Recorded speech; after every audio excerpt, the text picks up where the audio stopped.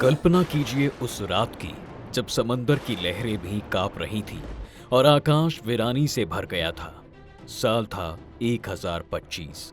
वीरावल के तट पर लहरों से बात करता एक मंदिर सोमनाथ, जिसे सदियों से शिव का पहला निवास कहा जाता रहा है। पर उस रात ये दिव्य धरोहर एक विनाशकारी तूफान से टकराने वाली थी, और वो तूफान कोई हवाओं की आंधी या समंदर की लहरों से बना तूफान नहीं था। वो तूफान था एक इंसान, महमूद गजनवी, जिसने इस मंदिर को लूटने और तबाह कर देने के मकसद से हमला किया था। चारों ओर तलवारें चमक रही थी, घोड़े हिनहिना रहे थे। मंदिर की घंटियों की जगह अब युद्ध के नगाड़ों की आवाज गूंज रही थी।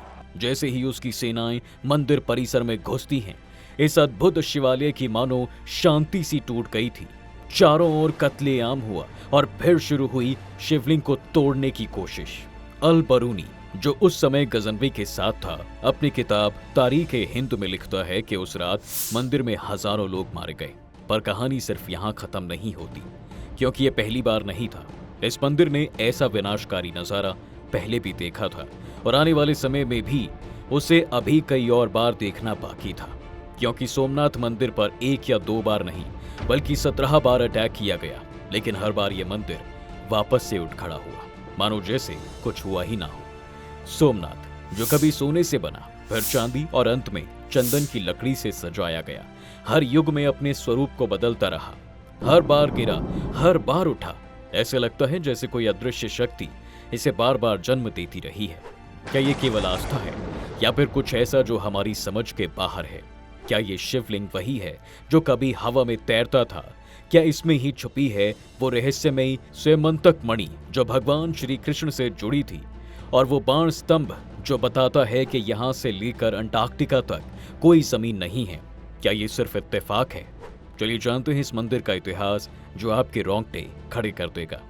दोस्तों, बहुत पहले जब समय ने अभी पांव पसारने शुरू ही किए थे, तब चंद्रदेव, जिन्हें उनके रूप और तेज के लिए जाना जाता था, वो राजा दक्ष की बेटियों से विवाह कर चुके थे। लेकिन उनका विशेष प्रेम केवल एक रोहिणी के लिए ही था। इससे बाकी पत्नियां दुखी हुईं और अपने पिता से शिकायत की। इसके बाद राजा दक्ष ने चंद्र को श्राप दे डाला कि समय के साथ धीरे धीरे उनकी चमक खत्म होती जाएगी। श्राप के कारण धीरे धीरे चंद्रदेव की आभा कम होने लगी। इससे परेशान होकर उन्होंने ब्रह्मा जी से मार्गदर्शन मांगा। तब उन्हें पृथ्वी पर एक स्थान बताया गया, प्रभास पाटन, जहां 3 पवित्र नदियों यानी कि कपिला, हिरण और अदृश्य सरस्वती का संगम होता है। यही त्रिवेणी संगम आज भी सोमनाथ मंदिर के पास बहता है। यहां आकर चंद्रदेव ने कठोर तपस्या की। कई वर्ष बीते और आखिरकार प्रकट हुए भगवान शिव। शिव बोले, तुम्हारी भक्ति ने मुझे प्रसन्न किया है, लेकिन राजा दक्ष के श्राप को पूरी तरह से बदलना विधि के विधान के विपरीत होगा। इसलिए तुम्हें श्राप से मुक्ति मिलेगी, लेकिन पूर्ण रूप से नहीं। और फिर चंद्रमा का तेज अब हर महीने घटता और फिर बढ़ता। इसी से शुक्ल और कृष्ण पक्ष का कॉन्सेप्ट बना। श्राप से मुक्ति का मार्ग पाकर चंद्रदेव ने एक और वरदान मांगा, हे प्रभु, आप इस शिवलिंग में सदा के लिए निवास करें। चंद्रदेव की मांग को सुन शिव जी ने हामी भर दी, और फिर यही जन्म होता है सोमनाथ का। सोम यानी चंद्र और नाथ यानी स्वामी, मतलब चंद्र के स्वामी। इस मंदिर को लेकर कई कथाएं प्रचलित हैं दोस्तों, जो कहीं ना कहीं इसके तबाह होने की मुख्य वजह भी है। कहा जाता है कि इस मंदिर में वो रहस्यमयी स्वयंतक मणि छिपी है जो श्री कृष्ण ने सूर्यदेव को दी थी। इस मणि को लेकर मान्यता है कि ये जहां भी रहती है, वहां धन और समृद्धि अपने आप ही चली जाती है। कहा जाता है कि इस मणि को बाद में सोमनाथ के गर्भगृह में छिपा दिया गया था। लोग मानते हैं कि यही वजह है कि सोमनाथ पर इतने आक्रमण और लूटपाट के बाद भी मंदिर की समृद्धि कम नहीं हुई। इस मणि के कारण मंदिर के स्वर्णिम इतिहास में बार बार अंधकार आया। 1025 में गजनवी ने तबाही और लूटपाट का तांडव किया। फिर 1299 में अलाउद्दीन खिलजी के सेनापति ओलगू खान ने इसे फिर से लूटा। इसके बाद 1451 में महमूद बेगड़क ने आक्रमण किया, और सबसे भयंकर हमला औरंगजेब ने किया, जिसने मंदिर को लगभग वीरान कर दिया था। पर हर बार ये मंदिर राख से उठा। लेकिन इतने आक्रमण और लूटपाट के बाद भी लोग मानते हैं कि वो आज भी मंदिर में कहीं छिपाई हुई है।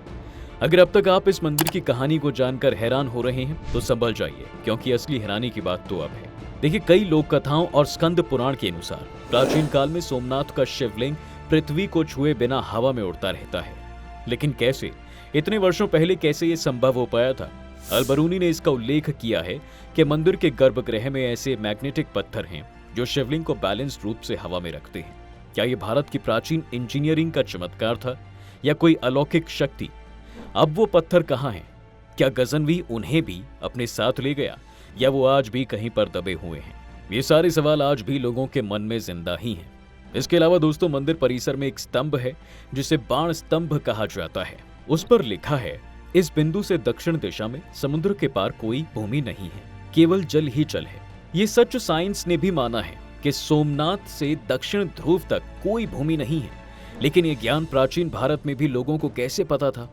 क्या उस समय कोई ऐसी विद्या थी जो आज से कहीं अधिक समझदार थी? आप जानकर हैरान हो जाएंगे कि आईआईटी गांधीनगर और एएसआई की टीम ने 2020 में ग्राउंड पेनिट्रेटिंग रडार से मंदिर के नीचे एक 3 मंजिली इमारत का पता लगाया था। एक्सपर्ट कहते हैं कि यह संरचना हजारों साल पुरानी हो सकती है। ऐसे में सवाल उठता है कि क्या ये वही मूल मंदिर है जिसे चंद्रदेव ने बनाया था, या कोई गुप्त तहखाना जिसमें स्यमंतक मणि छिपाई गई है? तो दोस्तों, ये थी सोमनाथ मंदिर के रहस्यों को लेकर आज की वीडियो।